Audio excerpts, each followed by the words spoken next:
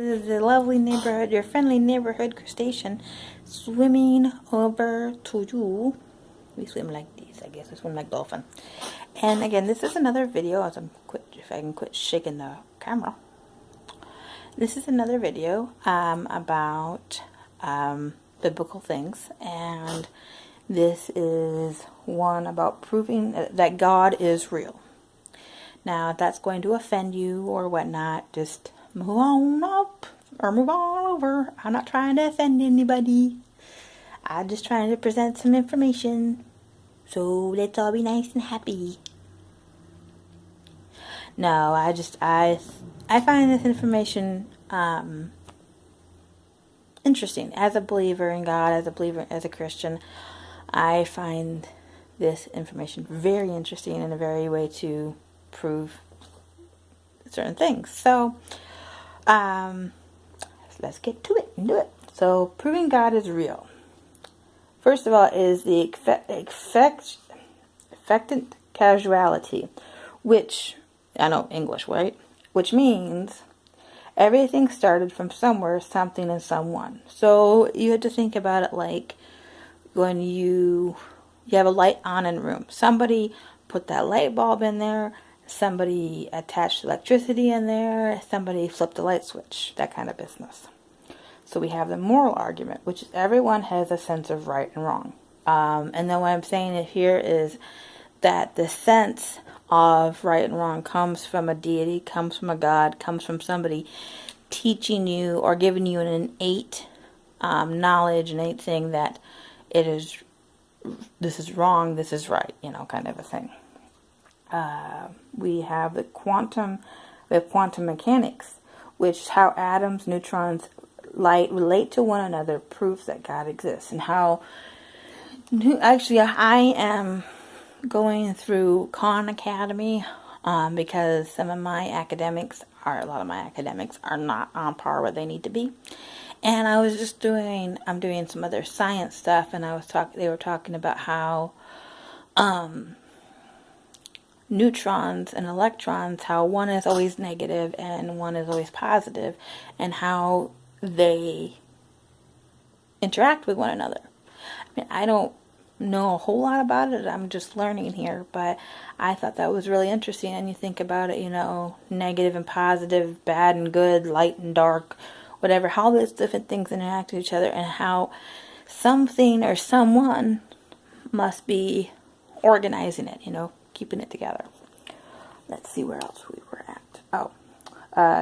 How proving that God exists is how humanity is wired. We're innate wired to believe in a deity, to believe in a God. Studies have been done on how the belief in God or a deity is innate. It's part of almost every culture in the world. People who believe in God have a longer lifespan. They generally are overall happier. They struggle less with depression and things like that. Now they're generally fatter, which is, if you ever go to a church picnic, you'll understand why. Another one is any property or the negligence of that property is positive. So what we're talking about here is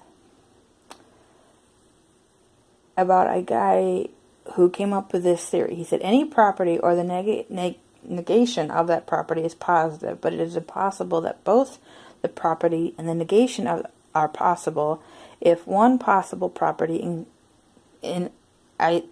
that some property necessarily exists, then the implied property is positive. The property of God by being like God is positive.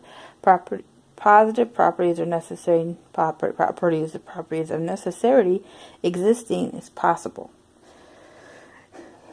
It's a guy named Kurt, and that's his proof that God exists. He's saying that because there is positivity in the world, God exists.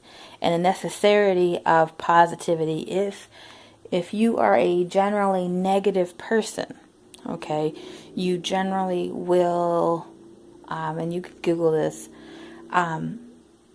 secrete more cortisone.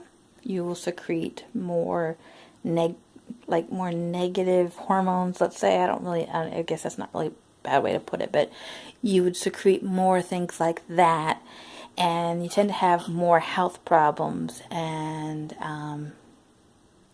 just so that it's necessity of things being positive. Without positive charge, without a positive charge, a battery can't work. Without a positive charge, almost anything can't work. And so that necessity of a positive charge had to come from a deity, is what Kurt's saying here.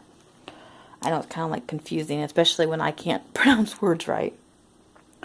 Thomas Aquinas proved the existence of God through the laws of motion, laws of cause and effect, laws of possibility and necessity, what we just talked about, laws of graduation, laws of government. So another way how we prove God exists is because things change. Because to change things beginning with only potential to change, but it is needed to be acted on by other things outside of that potential to be made actual. Otherwise, it cannot change.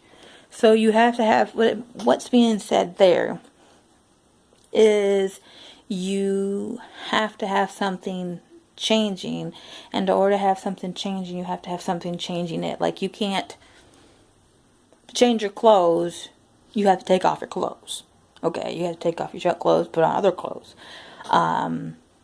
To change your eating habits, you have to stop one thing and then start another thing. So it's another cause and effect kind of a thing, I guess. It's a good way to describe it. I'm sorry if I'm not really explaining that well. And another way we prove God exists is because of time. For infinite time is every bit as long as forever. So being must have what it takes to last forever, that is to stay in existence for an infinite time. Therefore, there must exist within the realm of being something that does not tend to go out of existence, and this sort of being, as Thomas Aquinas is saying, this is necessary. Well, I guess Thomas Aquinas didn't say that whole thing, but he said that it was necessary to this thing is necessary. Now, before you're like, what? What we're saying here is that time goes on forever, right? Time goes on forever. We don't see any end in time. Like, we can see an end of the earth. We can see the end of our lifespan at some point. We can see the end of lots of things. We can see the end of a semester at school. But time in of itself has no ending.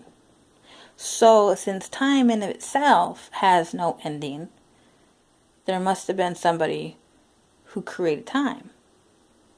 And that being, that person, that God, that deity must go on forever, right? Makes sense to me. I don't know if it makes sense to you. Another way we prove that God exists is the degrees of protection. We all recognize that intelligent being is better than an unintelligent being. That a being able to give and receive love is better than one that cannot. And our way of being is better, richer, and fuller than that of stone, a flower, an earthworm, an ant, or even a baby seal. So what's being said there is that because we can give and receive love, we must be given and received love. Okay, now before you're like, what? What I'm saying there is that God, there must be a deity, there must be a God that taught us how to love. Now you're like, well, what about people who don't know how to love? What about people? Because they've gone through, for the most part, they've gone through horrific things that have ripped that out of who they are. So, yeah. And I mean, I will have sources in the description on all of these things that I've mentioned here. If you guys, again, are like Crustation, that's not a good argument because of this. This good Crustation, that's not a good argument because of that. Okay. Now again, I ask for respect and understanding in the comments of different people's opinions and beliefs. I am not trying to shove down your throat what I personally believe. I just found this information very interesting and thought I'd present it. So thanks for watching, guys. I appreciate it. I'll catch you in the next one. Beep.